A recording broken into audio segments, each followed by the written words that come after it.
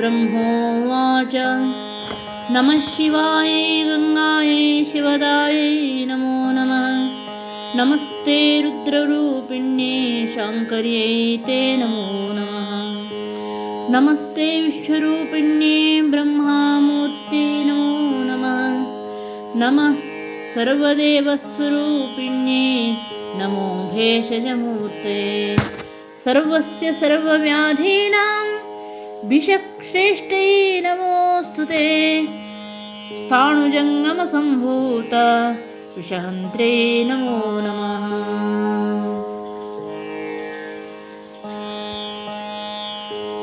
भोगोपभोगदायिन्ये भोगवत्यै नमो नमः।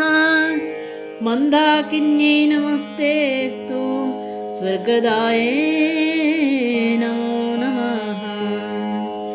नमस्ते लोक्यभूषाय जगद्धात्रे नमो नमः।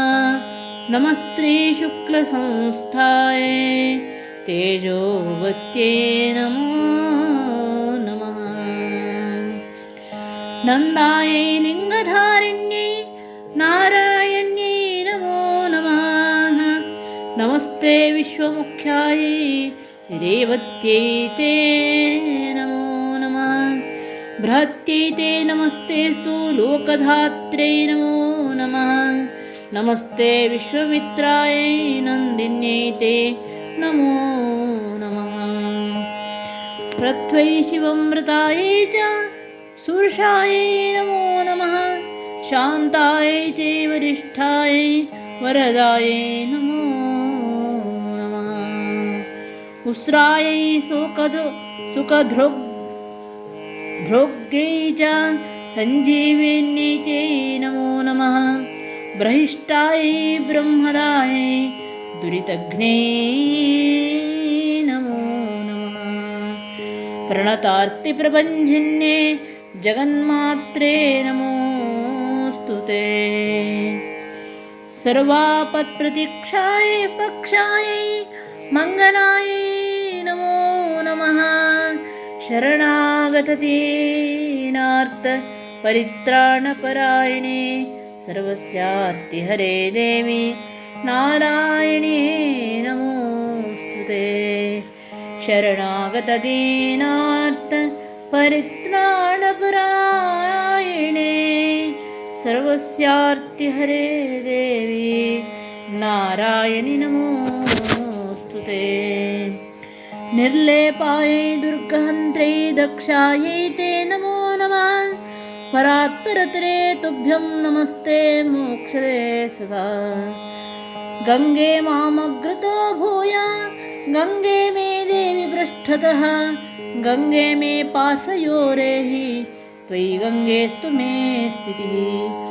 आदौ त्वमन्ते मध्ये च सर्वं त्वां गाङ्गतः शिवे। त्वमेव मूलप्रकृतिस्त्वं हि नारायणः परः। गङ्गे त्वं परमात्मा च शिवस्तुभ्यं नमो शिवे। नमः शिवे इदं पठति स्तोत्रं भक्त्या नित्यनरो प्रियः।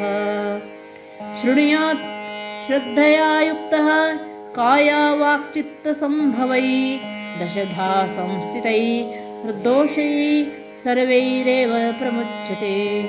सर्वान् कामान् अवाप्नोति प्रेत्य ब्रह्मणि लीयसे।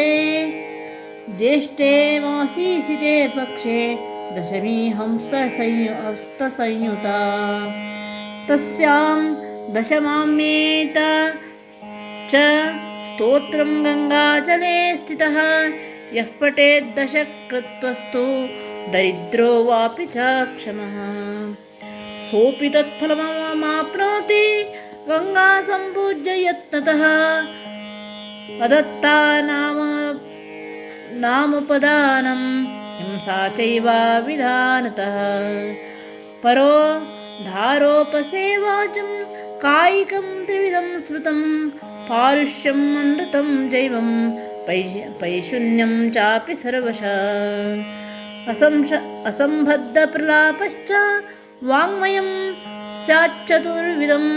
परद्रव्येष्टभिज्ञानं मनसा निष्ठचिन्तनं वितताभिनिवेशश्च मानसं त्रिविधं स्मृतम् एतानि दश पापानि हरत्वं मम जाह्नवी दश पापहरा यस्मात् स्माद्दश्च हरा स्मृता त्रयस्त्रिंशच्छतं पूर्वान् पितनत पितामहान्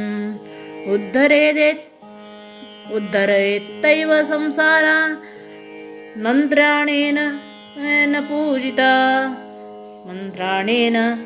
पूजिता नमो भगवत्यै पापहरायै गङ्गायै नारायणै रेवत्यै शिवायै दक्षायै अमृतायै विश्वरूपिण्यै नन्दिने ते नमो नमः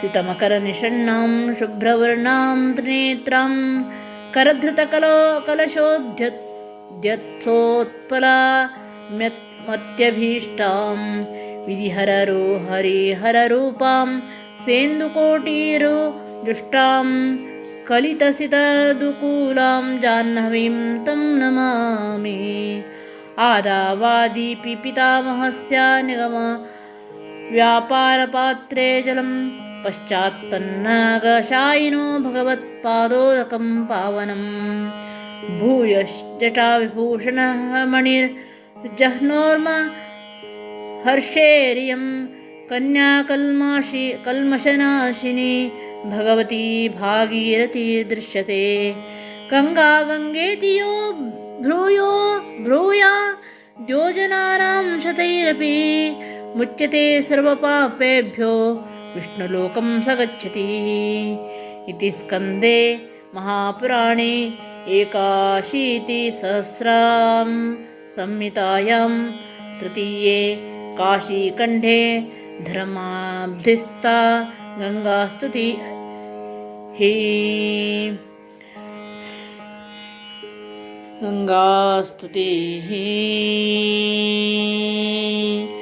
शरणागतदीनात् परित्राणपरायणे सर्वस्यार्तिहरे देवी नारायणी नमोऽस्तुते।